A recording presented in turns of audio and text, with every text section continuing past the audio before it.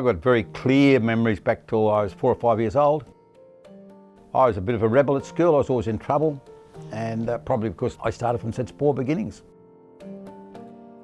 Because I can certainly remember as a kid, we had Christmases there. It wasn't a matter of getting presents, it was a matter of getting food, you know, and it was pretty tough.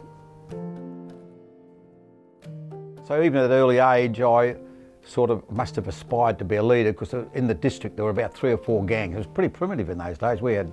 I used to always have to milk the cows before I went to school, and do all this, chase the chooks up and get the eggs and all the rest of it.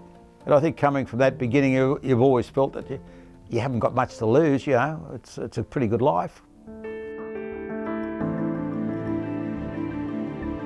My aim at that point, the war had started, and I knew all about being a midshipman in the Navy, and I wanted to become a naval officer. So I went off to have my test for the Navy, and they said, "Son, you'll never get in the Navy, you're colourblind." And so that was a major disappointment. So I went back to school for a couple of weeks. I thought, oh, this is not for me, you know. So I went home, so I'm leaving home. I left home and got myself a job with a company called Sydney Flour, working as a boy in a truck.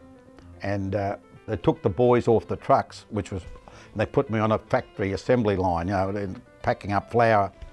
And the managing director came down, or the general manager came down and said, "Oh," he said, "how are you liking your new job?" I said, "I don't." And went on and said, "Well, look, if I have to do this, I'll leave." He said, "Oh, good, you can go now."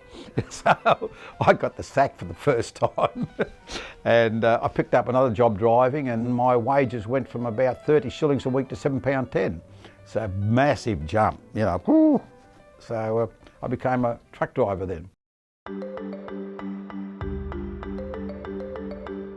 In 1960, I went off to Europe to source a European truck, and I came to the conclusion that the leading truck in Europe at that time was the Volvo.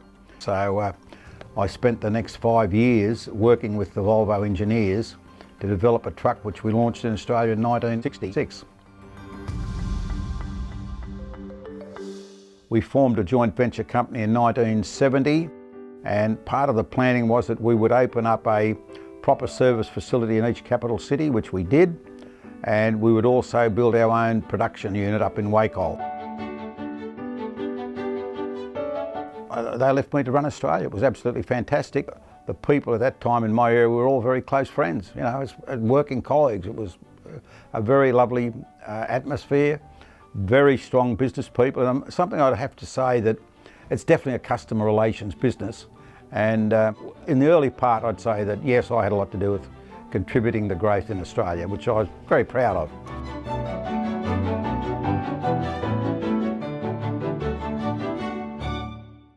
It was lovely to see some of these things, and I must say that the confidence that Volvo always gave me was something really, really special. And my dear wife and I, over our association with Volvo, which was about 50 years, together. What a wonderful life we had thanks to Volvo.